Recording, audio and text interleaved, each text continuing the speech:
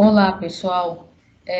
Hoje nós vamos complementar a parte teórica antes da primeira avaliação de vocês, falando um pouco sobre modularização de algoritmos, procedimentos e funções.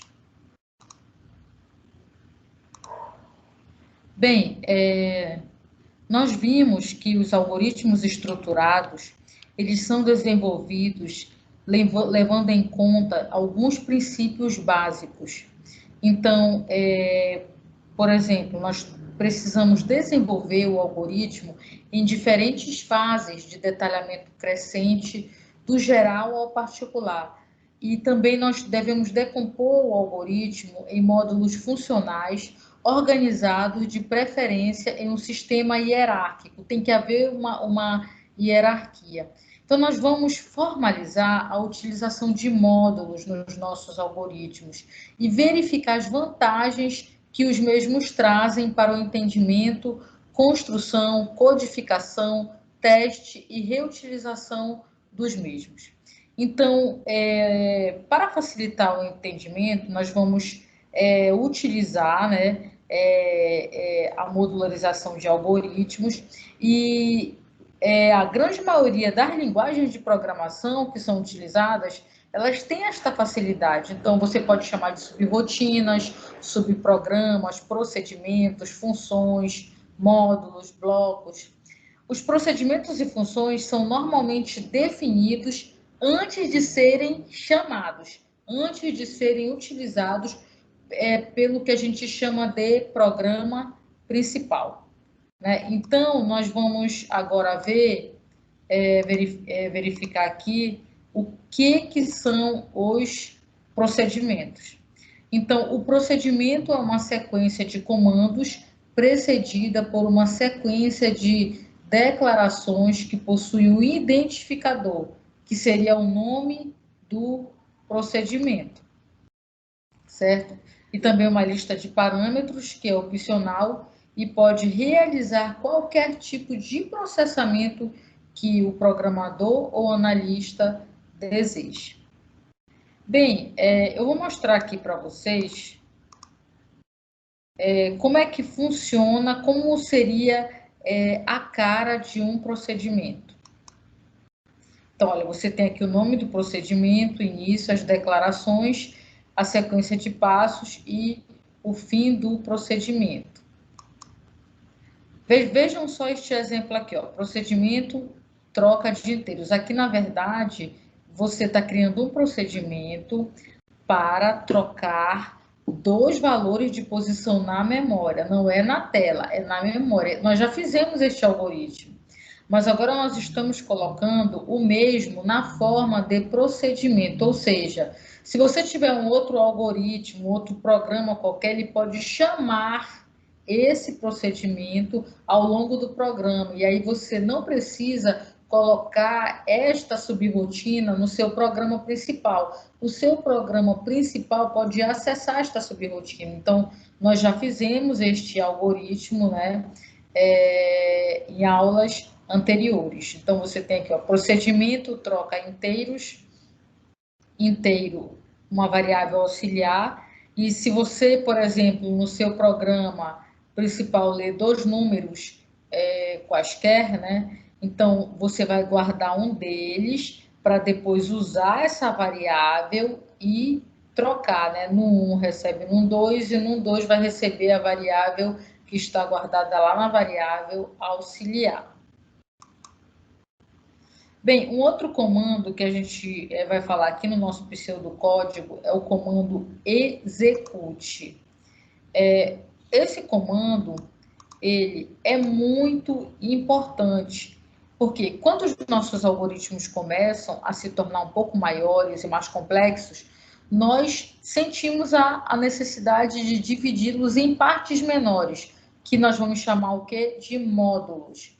O comando execute é utilizado para se executar um módulo, pode ser uma função, um procedimento, e após o término da execução desse módulo, o que vai acontecer? Vai ter um retorno a sequência de comandos que foi inicialmente interrompida lá no programa principal, tá? Então, isso facilita muito a construção de algoritmos complexos, certo?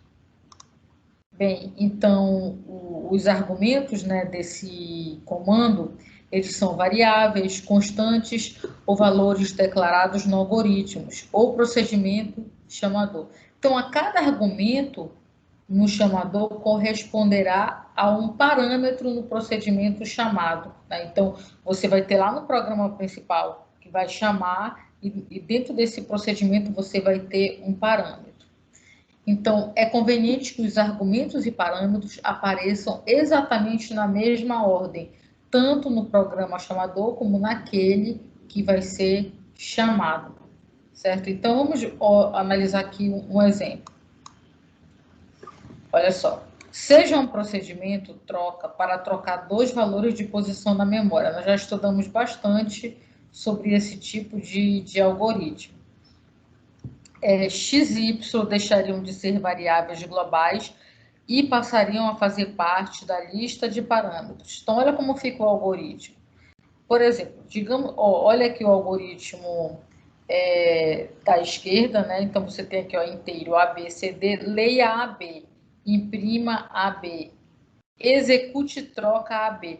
Quando você aciona o execute troca A, B, você vai chamar esse procedimento troca que está aqui ao lado direito. Vejam o procedimento troca. É o algoritmo de troca de valores na memória que nós já estudamos anteriormente. Então, esse algoritmo principal, que está aqui no lado esquerdo, a todo momento, ele chama esse procedimento. Notem, ele lê dois valores A e B, troca os valores na memória e imprime. Depois, ele lê outros dois valores, chama de novo esse procedimento. E assim, eu não preciso ficar digitando a todo momento este procedimento ao longo do programa principal.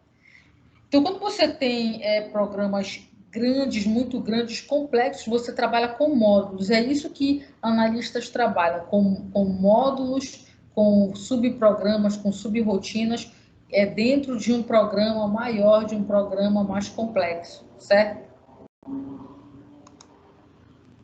Bem, uma outra definição que nós temos aqui também é a definição de funções. Uma função é um módulo que tem por objetivo calcular e retornar ao algoritmo, procedimento ou função chamador um único valor. A chamada de uma função para execução é feita apenas citando-se o seu identificador no meio de uma expressão.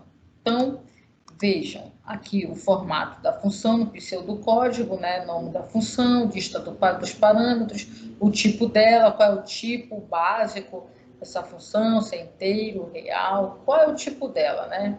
E aqui, início, declaração de variáveis locais, porque você tem as globais, que é dentro do programa principal, variáveis locais é dentro de subrotinas, funções, procedimentos, então você chama de variáveis locais quando você faz a declaração dentro desses subprogramas. Olha só um exemplo aqui que vocês conhecem. A função retorna um valor absoluto. Aqui, o módulo, aquela função módulo de x. É x, se x é maior que zero, é zero, se x é igual a zero, e é menos x, se x é menor que zero. E vocês estudaram muito assim, x se x é maior ou igual a zero, né? Menos x se x é menor que zero. Então, aqui, olha, função valor absoluto vai retornar um inteiro, né? Então, olha, se x é maior ou igual a zero, então, valor absoluto recebe x. Se não, valor absoluto recebe menos x. Ou seja, é muito simples. Agora, olhem só aqui ao lado direito o exemplo de chamada de execução desse tipo de função. Olhem só, inteiro, né? Num e alcinum. Leia alcinum, que é um número qualquer. Aí, a variável num recebe o valor absoluto de alcinum, ou seja, na hora que você coloca num recebe valor absoluto, essa linha aqui vai chamar a função valor absoluto e vai calcular, né? vai encontrar esse valor absoluto. Então, esse programa que é ao lado direito é o programa chamador, é o programa que vai chamar essa função, tá bom? E aí, uma outra definição também que é muito utilizada é a definição de funções recursivas, né? Então, o que é uma função recursiva? Existem casos em que um procedimento ou função chama a si próprio. Então, disse então que esse procedimento é recursivo, ele está chamando ele mesmo. Um exemplo muito comum, que é muito usado para exemplificar essa definição, é o exemplo da função fatorial, ó, n fatorial. Se o n for zero, fatorial de zero a gente sabe que é 1, fatorial de 2 é 2, e depois, acima de 2, fatorial de um número inteiro qualquer, ó, 3. 3 vezes 2 vezes 1. Então, o fatorial de n é n vezes n menos 1 fatorial. Vejam aqui essa função fat n, inteiro n. Ó. Se n é igual a zero, então fat recebe 1. Se não, fat recebe n vezes fat menos 1. Tá? Então, é uma função fatorial que ela pode ser chamada por um programa, só que ela chama ela mesma. Olha só aqui dentro, ó, função fat n. Se n é igual a zero, fat recebe 1. Se não, fat recebe n vezes fat n menos 1. Esse fat n menos 1 está chamando de novo fat n, certo? Aí ele vai entrar de novo, inteiro n. Se n é igual a zero, fat 1. Se não, fat recebe n, porque já acumulou, né, o n anterior, né, o fat anterior. E aí vai reduzindo até você ir fazendo. Por exemplo, o fatorial de 3, a partir da chamada, como é que fica? X recebe fat 3. E aí, olha, digamos que você queira fat 3, ó. Fat recebe 3 vezes fat 2. Aí, fim fat, né? O fat 2. Só que quando ele chama o fat 2, ele vai lá para cima, ele vem aqui, o fat recebe 3 vezes 2 vezes fat 1, né? Não é isso? O fat 1 seria 1, né? Então, vai retornar no final o valor 6.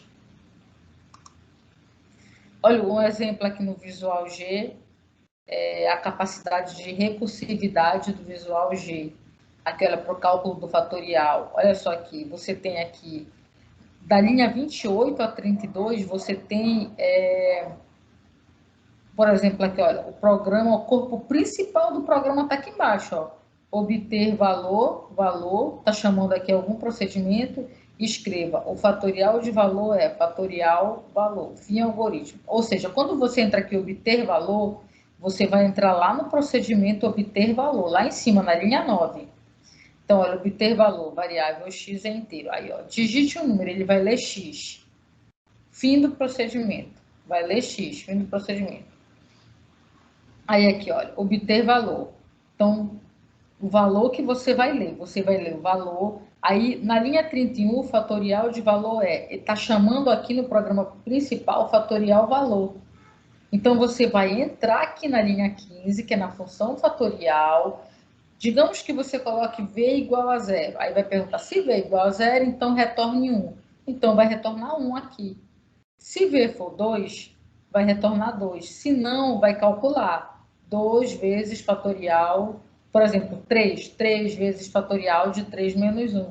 E assim vai ficar voltando para o fatorial até você ter o valor final para retornar para o programa principal que está aqui entre a linha 28 e 32 e vai apresentar na tela o valor do fatorial. Vejam aqui a execução desse algoritmo. Olha só, quando nós digitamos 0, retorna 1. Quando nós digitamos 2, vai retornar 2. Quando nós digitamos 6, vai retornar 720, tá bom? E aí, então, pessoal, resumindo sobre a estruturação de um módulo, né? Então, um procedimento, ele nada mais é que um algoritmo hierarquicamente subordinado a um outro algoritmo.